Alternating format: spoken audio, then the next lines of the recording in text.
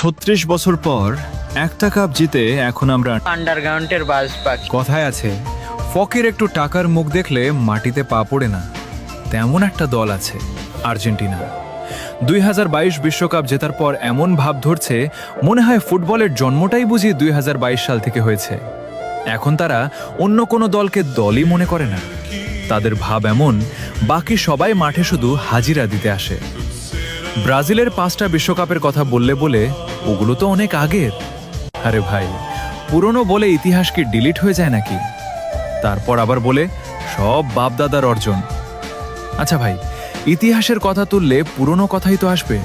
আর তোমাদের ইতিহাসে তো ডিয়েগো মারাদোনার সেই হাতের গোলের গল্প আছে। তবুও এত ভাব। আর আমাদের বাপদাদাদের ছিল জমিদারি, 5টা কাপ রেখে গেছে উত্তরাধিকার হিসেবে। If you don't mind, Argentina সাপোর্টাররা কি আবার